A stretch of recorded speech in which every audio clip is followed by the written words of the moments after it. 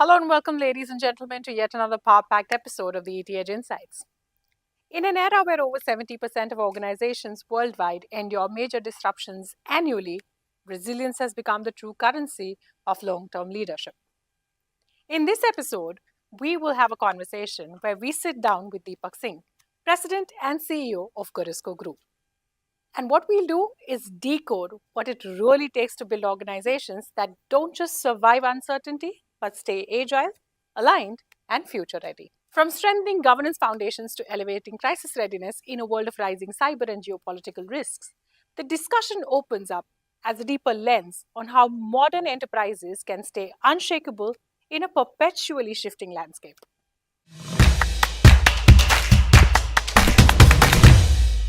Thank you very much, Deepak, for joining us on this episode of the ETH Insights. My pleasure. My pleasure. Thank you. Let's dive right into the conversation and begin with understanding resilience, because that's a large part of what you do.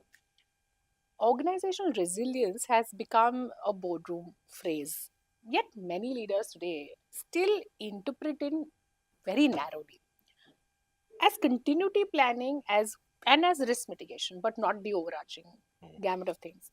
How would you explain organizational resilience to a business leader hearing the term for the first time, possibly?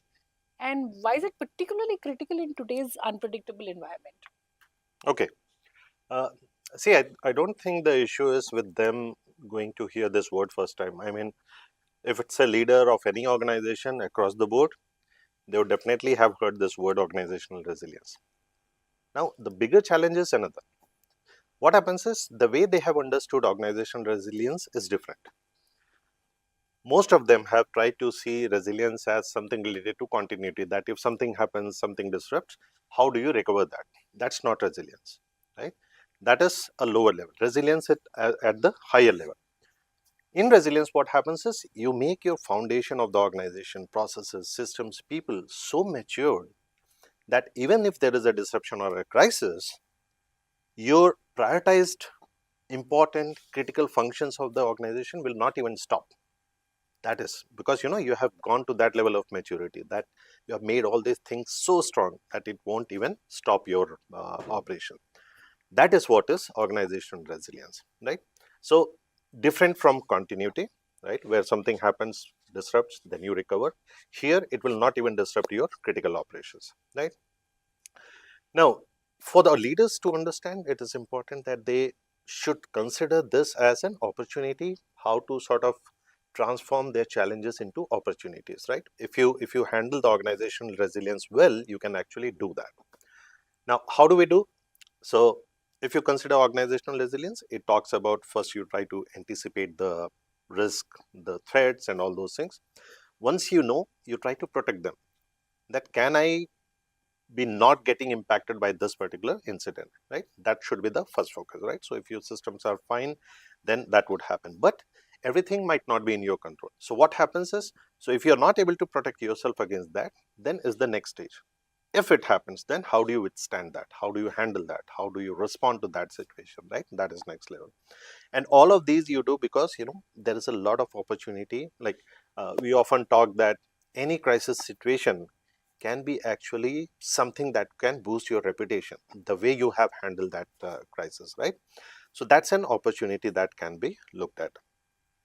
Now, when we talk about these things, I mean, why it is important? Because today with all the geopolitical issues that you see, cybersecurity threats, right, the various type of challenges that is happening for the organization, it's very important that they need to have something that they think that this is my savior. So if organizations or the leaders today are not focusing on organizational resilience, then I would say that they are not just risking their profit and revenue, they are risking the existence of their organization, right? Which is very important. In a business is what? It has to continue, right? I mean, whenever we talk about the marketing classes or, all the business classes, we talk business is an ongoing activity, right? So we have to ensure that we become so mature that we do not even stop the critical operations of the company, right? So that is how I would look, and that's what I would suggest to the leaders. I mean, that's a lot of, powerful start to where exactly resilience should be placed in an organization's hierarchy of metrics and things that they do. And like you mentioned, GRC is the backbone of resilience. Hmm. Having said that, today's disruptions, like you articulated to the question, whether they are cyber attacks, regulatory shifts, or even supply chain shocks, often these demand coordinated responses rather than Hmm. just isolated fixes. Hmm. Hmm.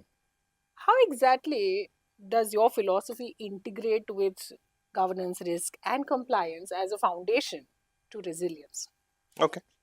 Uh, if you see our name Gorisco as a company, right? Governance is GO, RIS is risk, and CO is compliance, right? So essentially, that's what we do. Now, when we talk about this, the issue is if you do not have integrated GRC, right? The challenge is we have heard many times that there are different departments in the organization and each of them work in silos, right? Very often it happens. They do not talk to each other. They do not understand each other. They do not talk the same language. That becomes a challenge, right? And when we at Gorisco, we look at GRC, we sort of ensure that when we implement that for the client, we implement based on the understanding that this should become the central nervous system of the organization, right? Now, if you talk about central nervous system, governance, it talks about the direction and the leadership tone from the top.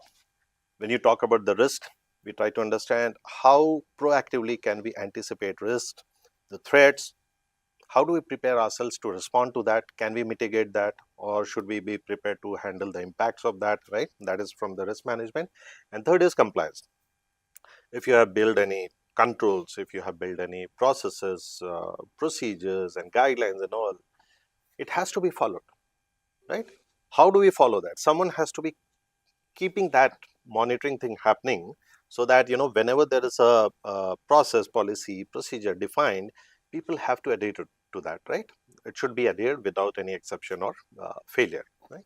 So that is what we do from the integrated management. Now, what happens with this integrated GSA is that you look everything from a holistic approach, and then you try to see that if there is a blind spot that is there, you try to get that addressed, right? So you avoid any, not avoid, I would say you address any of the blind spot that you might see in the organization, right? So that is the benefit of integrated GRC. Now, from the GRC perspective, there are a lot of things that we do, right? We have anything that could help build the resilience of the organization, be it business continuity, risk management, cyber security, information security. We are into all of these things, right? So we help the organization in ensuring that if something has to be done to address their current challenges and whatever is the opportunity for them to improve upon, we handle that, right? So that is why it is very important. Integrated integration is, of course, we are talking about all the management systems also being integrated as integrated management systems, right? So there are different aspects that you think about when you talk about resilience, and each of these need to be integrated, right? So it's a very important aspect that I would propagate and sort of tell all our clients and leaders that you have to focus on that. Okay, so that is what it is. Absolutely, I couldn't agree more. Yes, there needs to be a sharp focus on the entire piece, Yes, and that's where we'll actually fathom the courage to meet a crisis whenever that happens. absolutely, absolutely. Speaking about crisis, when it hits, what is the first thing or the Hmm, first priority for the leadership team? hmm, And why does the initial response often determine the trajectory of the entire recovery process? hmm. Very good. Uh, when you said initial response, right, that's very important because many of the organizations, how they handle is something happens and I immediately get into action without any thinking that goes behind that, saying that why am I doing that, right? That's a wrong approach. So there is a clear difference between react and respond, right? When we talk about any crisis, right, the objective should not be to react, and reaction comes because you are not prepared. The approach should be you have to be prepared so that you can respond accordingly, right? So when we talk about this, it's very clear that the leadership should focus on two things first. Number one, safety of the people. Forget about revenues, forget about profit, forget about the brand image and reputation at that point of time. If your people are in danger, ensure that people's safety is your priority, right? Address that without thinking about anything else, right? That is the first thing that the leadership do. Once you handle that, then what do? then you get into a very clear communication strategy, that if there is a disruption like that, if there is a crisis, the communication flow has to be very clear and authentic. It has to be sort of something that is well believed, and people should understand that if this communication is coming from so and so leader, then I believe it, right? Now, why that is important? Because we say that, when there is a crisis, you have to be having a clear chain of command. During a crisis, democracy doesn't work, that everyone is giving their gyan and thoughts and all. This is what we should do, that is what we should do. That doesn't work.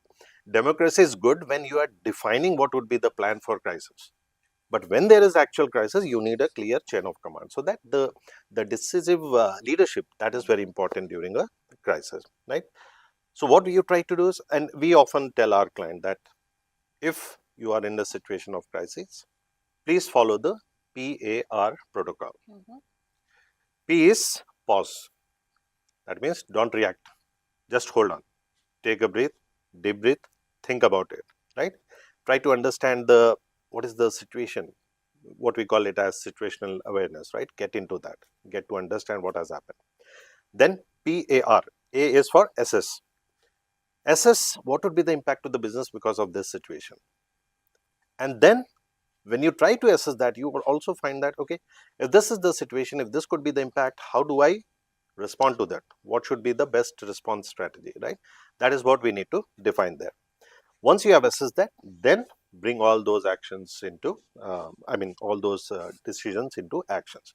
So you sort of ensure that your operational team follow that decision that you have taken. So PAR is something that we strongly recommend all our clients, and we help them to grow. Uh, organization wise, right? Gorisco itself, our tagline is embedding resilience. So when we help the clients, we actually ensure that we take them through the journey of making them resilient, right? So I would say the first one that I said is about the uh, safety and security. I will not say much, but safety of the people is the first priority, and second one is the clear chain of command, the communication that has to flow, because your organization's reputation can go for toss if you have rumors, you have anticipations, you have a lot of people talking about something because you have not communicated them properly, right? So a timely communication is also very important. And we often say that, okay, look at what others will be saying. Not others, even within the organization, your employees might be thinking about something, they might spread some rumors. That's also wrong. So internally and externally, both communication are really important for the organizations, right? So that would be my take on that. Quite brilliant, Deepak, I must say. And I love how you've differentiated the entire piece between react and respond and Okay. drawn that fine line. And the entire framework, which is the PAR, pause, assess, and respond, Respond. Yeah. kind of builds the entire piece for the leadership to follow. So brilliant set of thoughts there. And that's what makes the line of differentiation and everything clear. Speaking of differentiation, let me bring in my next question. Mm-hmm. Uh, the GRC and resilience consulting space is becoming increasingly crowded, Yes. with many firms offering, similar sounding playbooks, if I may call them. Mm. Uh, what sets Corisco apart? Okay. Uh, See, we started in 2016, and when we started, we didn't understand or had a thought process that how we will eventually evolve, right? But whatever we have been doing in last almost 10 years, we ensure that we create a sense of urgency for us based on the client's demand, right? So people talked about that, okay, you are implementing these things, but we want our people to be educated, right? So when we deliver the project, we do not deliver it as a document and records. We deliver it as a culture, right? Something that we are doing right now, it should become a culture in the organization, right? People should be so much aware, so much trained that they understand exactly why this is important for me and my organization and what I have to do, my role and responsibility into that, right? So we sort of deliver the culture across the organization, right? When we started, slowly seeing the responses and feedback from the clients, we wanted to ensure that we are not just providing our services, but anything which is related to resilience, right? Be it a product, be it services, any sort of important aspects, all those are something that we should become a single point of contact for them, right? they should not be depending upon multiple partners. Okay, I'll go for this to them, this to them. They can come to Gorisco directly, and we offer each of these things for them. Products, services, whatever, expert advices, managed services, everything. So that is something that we have been thinking about, and we sort of explore it. Even in future, we'll be exploring it continuously, right? That we are able to deliver that. Now, so for example, let me give you example. Um, One of the client, I would not name the country and the client, right? One of those, I think it was 2 years back, they actually started a journey, so-called a project, which was into competency assessment and development. And this is one of the first project that would have happened across, right, globe on this particular topic. So it was close to about 6 months of project where we actually assessed the different roles in the organization. We assessed their current level of competencies, and then we build a training material, we build awareness sessions, we build that competency, we build the whole structure, how we will try to develop these competencies over next couple of months, right? So it was a 6 months of project. When we were doing that, when it came to the top leadership, right? Many of the time we would say that top leadership is little sort of, resistive to all of these changes and suggestions and thoughts, especially from the consultant. But this organization was very open for that, right? Even the top leadership, when we sort of started looking at what should we train for crisis management to them and all, we didn't just create the awareness session slides and training material. We actually conducted a full-blown simulation exercise on crisis management. And you'll not believe that not just the CEO and all the reportees of CEOs were there. CEO himself made, I think, about 30 minutes to 45 minutes of time. He came and he sat during that simulation exercise. Now, the way we did it, we didn't just create a slide and show them the scenarios and all.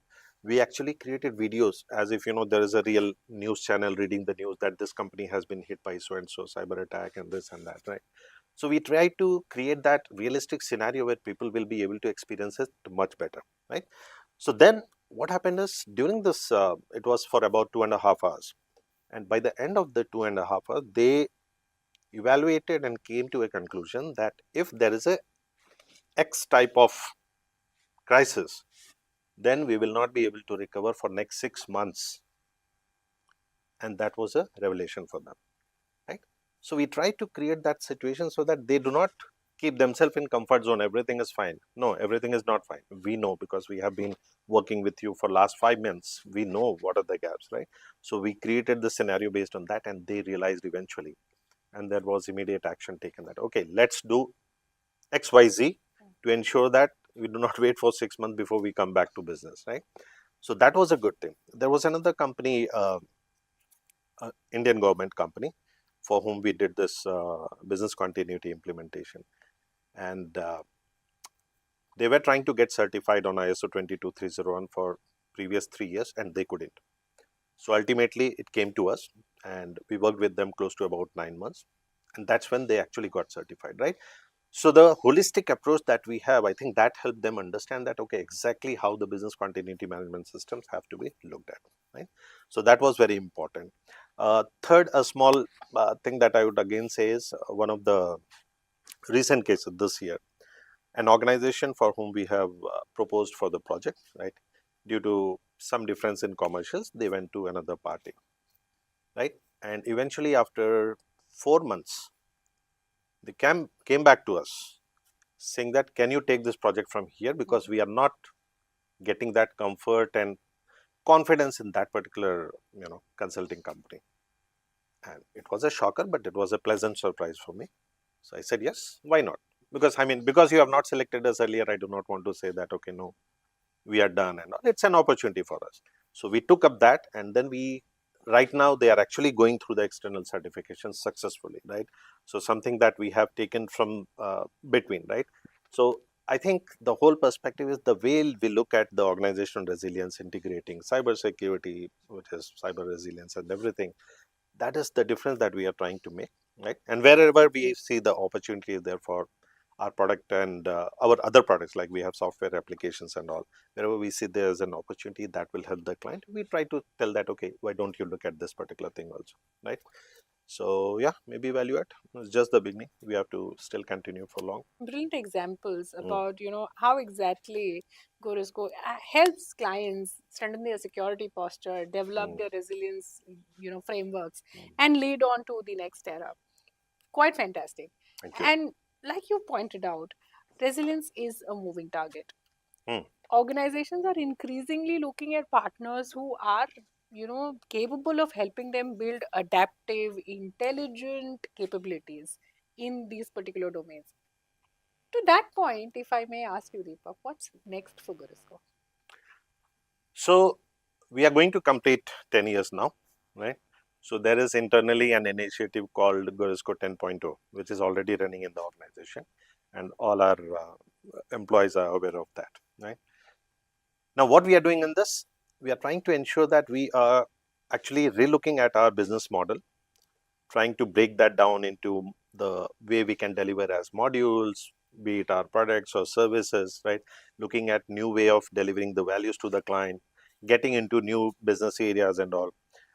When we talk about all these things, it's very important for us to understand that we do not lose that focus of resilience, right? We can diversify into multiple things, but what is important is how do you ensure that you be clear about what is your core goal, which I said, embedding resilience, right? So while we are doing that, we are also looking at how do we make it more affordable to the small and medium business, because not just top enterprise. Right now, we are catering mostly to the top enterprises, but then what happened to the small and medium business organizations? So we are trying to sort of prioritize our pricing points based on that. Another thing that we are looking at as the AI driven intelligence, right? So be it our product or services, whatever we are delivering, we are trying to see how we can actually include the AI driven intelligence into that, right? uh, Now, AI is not everything, right? Human brain has to be there, definitely, but then there could be information or support we can use from AI, right? That is what I'm talking about. And the third part is, as part of ESG resilience, because ESG is not going, it's already becoming a buzzword across, right? So as part of ESG, even right now, we are actually working on two projects related to ESG, which will help us ensure that, not that from that, but then from the ESG perspective also, we are into the, picture. Uh, when we think about, all these scenarios, our understanding, our focus is, if the organization wants to ensure that they are really prepared for tomorrow to handle the disruptions and crisis, they have to ensure that they are into the transformation journey. Right now, many organizations are using resilience as a what do you say, defensive posture, right? And I think that I am resilient. No, that is not. The moment you start using this resilience for your strategic advantage, that is where the resilience will actually give the value and benefit to that, right? So they should not look this as an investment, not investment, cost. They should look as an investment, because it is actually going to help them with their strategic advantage to the organization, right? So my thought process is that yes, this is what we are looking in, for Gorisco in the coming, even our products and services. We are trying to sort of remodulize everything, and then we give that delivery to small and medium businesses also. So that is what I would say. Quite fantastic. Thank you very much for sharing the road ahead for Gurisco and what that translates to in terms of tangible outcomes for your clients. Thank you. Fantastic. Thank you very much for joining us on this episode. Thank you. My pleasure. As we wrap up, one thing stands clear: resilience isn't a response, it's a culture. In a world where disruption is the only constant, leaders who invest in clarity, preparedness, and trust will define the next era of business strength. Thank you very much, Deepak, for joining us on this episode and reminding us that resilience is built for long term and long before a crisis arrives. And thank you very much, ladies and gentlemen, for tuning in to this episode. If this one resonated, all you've got to do is keep sharing, following, and watching the space for more.